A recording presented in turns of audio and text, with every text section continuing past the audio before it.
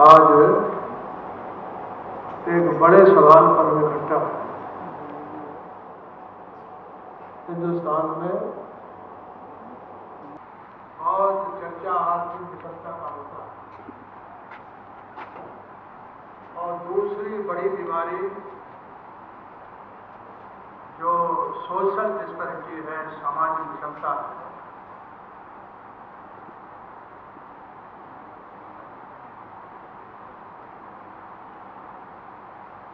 लेकिन हिंदुस्तान का बदलाव यानी हिंदुस्तान की धरती पर संपूर्ण न्याय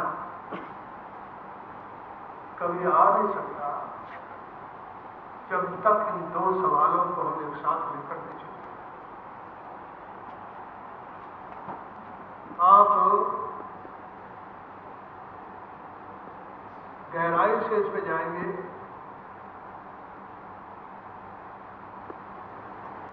हिंदुस्तान की सारी बीमारी यदि कहीं उसका एक जगह उसकी कोई एक गहरी बीमारी कोई है तो वो है खास जाति।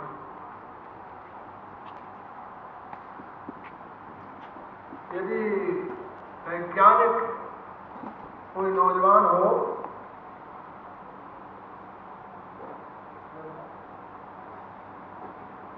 यदि जो मैथमेटिक्स का विज्ञान का विद्यार्थी है उसे जाति की एक निरंतर खड़ी लाइन खींचना चाहिए और आर्थिक विषमता की भी लाइन उसके साथ साथ रखना चाहिए। दोनों में कोई फर्क नजर नहीं आएगा। जैसे जैसे जाति नीचे आते जाएगी, ऊंची जात से नीची, नीची जात से नीची, नीची जात से नीची, अंत में जो सबसे ज्यादा विकट और सफाई का काम करता है वो सबसे नीचे है। यानी हिंदुस्तान की जो बड़ी बीमारी है, जो संपूर्ण न्याय है, वो इकोनॉमिक डिस्पैरिटी और सोशल डिस्पैरिटी। इकोनॉमिक डिस्पैरिटी पर तो बहुत तरह की बहस होती है। मैं मानता हूं कि दूर तक मार्क्सवादी लोग हिंदुस्तान में पिछले 100-150 वर्ष से जो आर्थिक विषमता का सवाल है, बड़ा सवाल है, इस पर वो लड़ते रहे। लेकिन हिंदुस्तान में सदियों सदियों सदियों से कोई सबसे ज्यादा बड़ी लड़ाई है। हिंदुस्तान में सबसे ज्यादा संघर्ष कोई एक चीज पर हुआ है, वो जो जात की, कास्ट की जो डिस्पैरिटी है उस पर, चाहे वो केरल के नारायण स्वामी हो, तमिलनाडु के पेरियार हो, कर्नाटक के बसवन्ना हो, साहू महाराज हो, महात्मा फुले हो, कबीर है। हिंदुस्तान के उत्तर भारत में यदि समाज की सच्चाई पर कोई आदमी ने सरल और सहज बात कही है तो उसका नाम महात्मा कबीर है। उम्र भर वो इसमें संघर्ष किया। ये जो सिख धर्म है, ये धर्म जो है वो इसी बात से पैदा हुआ, हिंदुस्तान की जाति व्यवस्था के चलते कोई हमलावर यहां हारता ही नहीं था। यानी कोई हमलावर भी आता था वो हारते नहीं था। गुरु नानक है नहीं तो उनसे बात पूछी जाती कि उन्होंने कहा नया धर्म क्यों बनाया, क्यों नया धर्म? हिंदू धर्म था, इस्लाम था, बुद्धिज्म था, लेकिन उन्होंने क्यों ये नया धर्म क्यों अपनाया? आपको मालूम हो कि जो अंतिम गुरु है वो पंच प्यारे क्यों बनाया? वही था, पिछड़ों में भी अति पिछड़ा। बात समझे क्या? पिछड़ों में भी अति पिछड़ा को पंच प्यारे बना। यानी उस धर्म की भी दिशा जाति को और जाति की विषमता को रोकने के लिए, उसको खत्म करने के लिए उसको, मगर वो ज्यों का त्यों। एक बात जान लेना, हिंदुस्तान में बाकायदा सच है, पूरा इंडियन कॉन्टिनेंट आप धर्म बदल सकते हो, लेकिन जाति आपका पीछे नहीं छोड़ेगी। ईसाई हो जाइए तो दलित घर जाना पड़ेगा, इस्लाम में चले जाइए पसमानदा, यानी जो हिंदुस्तान के हिंदुओं में है वो मुसलमानों में भी है। इसलिए मंडल में मैंने लगभग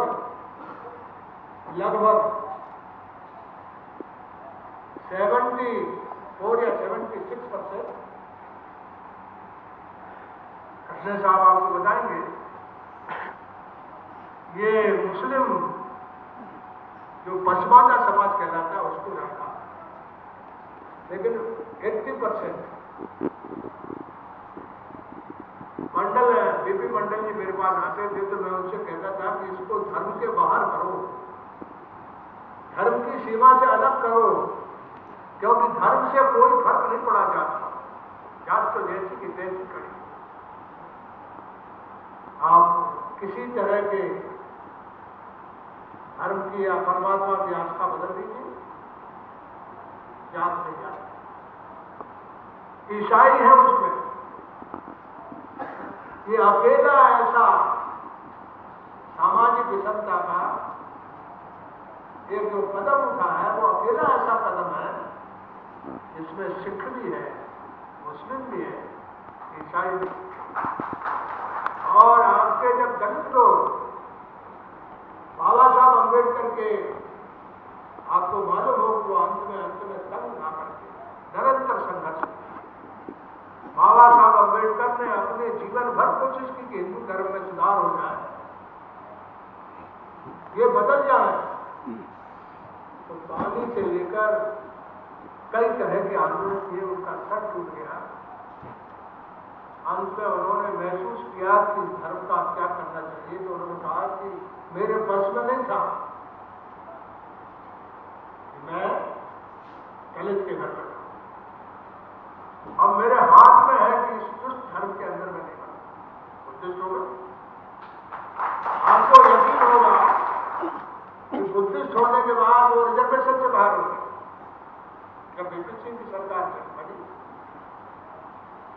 तो मैंने एक दिन कैबिनेट में इस पर जो आपके बीच बोल रहा हूं उसी तरह से आधा पौन घंटे मैंने वहां अपनी बात को विस्तार से रखा, और उसी दिन मेरी बात को सभी लोगों ने ऐसा स्वीकार किया कि उनको फिर से रिजर्वेशन कर। जो हमारे लोग हैं अधिकांश जो बुद्धिस्ट हो गए तो उनको रिजर्वेशन में बीपी सिंह की सरकार के जमाने में मंडल नहीं लगा। जो दलित है, जो क्रांतिकारी और परिवर्तन वाला दलित है, मैंने बाबा साहब का साथ जो दलित ने दिया वो चेतन है। बाबा साहब को इन उत्तर भारत में कहीं पहचान मिली थी कि वो आगरा में ही उनको सबसे ज्यादा मान सम्मान। उन्हीं के पास डॉक्टर लोहिया गए थे कि आप अकेले दलितों के नेता क्यों रहे, मैं आपको अपना नेता मानने को तैयार हूं, आप आइए, लेकिन दोनों का मृत्यु जो बड़े हैं। मैं आपसे जो निवेदन कर रहा था कि जात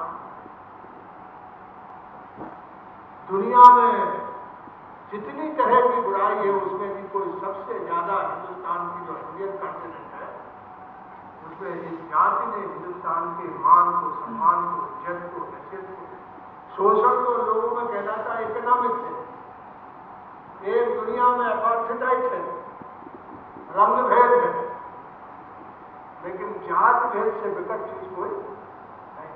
जब मैं यहां आया तो जिंदगी भर जब मैं पहली बार लोकसभा में आया था तो 9 मामले मैंने उठाए थे अकेले दलितों के मामले, अकेले दलितों के मामले। दलित नहीं जाता हिंदुस्तान में सबसे ज्यादा कोई सीनियर आदमी पार्लियामेंट में नहीं है। हमने सबसे ज्यादा सारे सवाल उठाए। रोहित वेमुला, बाबा साहब तो जिंदगी भर धर्म बदल लिए, संघर्ष का चरम ले लिया, अंत यानी एक इंसान की जिंदगी की, एक इंसान की चमड़ी से बाहर जाकर के धर्म से बदल दिया। लेकिन 70 वर्ष बाद रोहित वेमुला जो है वो पत्र जो लिखता है वो हिंदुस्तान की जांच व्यवस्था की कथा का एक तरह से ऐसा दार्शनिक पत्र जो है वो कहता है कि कोई गुनाहगार नहीं है, किसी की गलती नहीं है, मेरी ही गलती है कि मैं जिस जात में पैदा हुआ हूं वो जात ही मेरी सबसे ज्यादा गुनाह की चीज है, इसलिए मैं प्राण त्याग रहा हूं। मैंने कहा 70 वर्ष में न्याय मिलना चाहिए था, तो एक दलित नौजवान हिंदुस्तान में कहता है कि मेरा जो जन्म है वही मेरा अभिशाप, मेरा जन्म जो है वही सबसे बड़ा। यानी एक जगह बाबा साहब आनंदानंद जिंदगी में करते रहे, इतना विकट समय था, लेकिन आजादी के बाद कैसा हिंदुस्तान का जो सबसे गरीब लोग हैं, सबसे ज्यादा लाचार लोग वो आदिवासी है और दलित लोग हैं, उनकी क्या हालत है। वेमुला जो है ये ऊना तो बीच में मीडिया आ गया, नहीं तो ये खबर नहीं बनती। तो मैं ऊना जब गया तो वहां पता चला कि उस गांव का पाटीदार है जो एक जगह गिट्टी का तोड़ने का एक कारखाना था, वो किसी ने बेच दिया था। वहां से वो चाहता था कि दलितों का जो खाल निकालने का काम है उसको वहां से छोड़ देने, झोपड़ी बना दो। तो जो दलित है, जो इसका बेटा उसमें पिट रहा है, और वो लाठी किसकी है? पुलिस वाले की। वो लाठी किसकी है? पुलिस वाले। यानी कानून जो है बचाने का काम नहीं कर रहा, यानी इंसानियत की इतनी भयानक चेहरा, वो पुलिस का डंडा उसको दे देता, पुलिस वाला डंडा देता, उसी डंडे से वो बनवाना। वो जो उसका बाप, उसका बेटा एक पिट रहा है, उसने मुझे कहा कि मुझे इस पाटीदार ने कहा था कि ये जगह खाली करो, खाली नहीं की तो मैं मरी गाय जिंदा कर दूंगा। बोला कि हम समझे नहीं क्या मतलब कह रहा है। उसका मतलब ये था कि मरी गाय कैसे जिंदा की।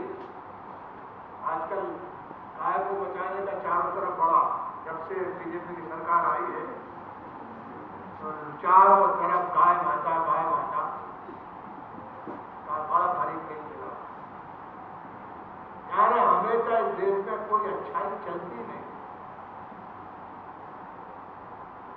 मैंने कहा ना कि इंसान के शोषण का, इकोनॉमिक डिस्पेरिटी, इकोनॉमिक एक्सप्लॉयटेशन को शोषण कहते हैं। ये मार्क्सवादी जो पार्टियां हैं आजकल तो बदल रही हैं, लेकिन पहले मैं सबसे पहले आया था तो सीताराम येचुरी यहाँ का अध्यक्ष था। मैं 74 में यहाँ आया, 74 में मैं जीता, 42 साल हो गया मुझे। तब मैं यहाँ आया था तो उस समय मार्क्सवादी पार्टी जो थी, सुरजीत, कॉमरेड सुरजीत थे, मंडल लगा, तो वो उसके हक में ज्यादा नहीं थे, कोई ईमानदार आदमी था। लेकिन मार्क्स बना हुआ है, मार्क्स का दुनिया या मार्क्स पैदा हुआ था कहाँ? यूरोप में। वहां जात नहीं है। मार्क्स से तुम जहां पैदा हुआ था वहां 95% अकेले हान है, वहां कोई जात नहीं है। हिंदुस्तान में वर्ग का संघर्ष, जाति जमा हुआ वर्ग है, और जमा हुआ वर्ग में सबसे ज्यादा पीड़ित दलित है, सबसे ज्यादा पीड़ित आदिवासी है, और सबसे ज्यादा पीड़ित ये जो बीच का है, शूद्र ये विकट चीज है, ये ठीक हो जाए तो दलित के ऊपर भी अन्याय मिट सकते हैं। और आदिवासी की तो कोई आबादी देश में नहीं। आप समझ लो 10 करोड़ आदिवासी देश में, उसका जंगल, जमीन, धरती, हर चीज है, उसकी कोई बोलनी, उसकी कोई आवाज ही नहीं। दलित के और पिछड़ों की तो आवाज है। दलित को कोई अन्याय होता है तो सामने खड़ा होता है, लेकिन आदिवासी का तो हर चीज उठती है। और इतना आला इंसान होता आदिवासी, उसे संपत्ति का मोह नहीं होता, प्रेम नहीं होता, उससे कोई आजादी नहीं।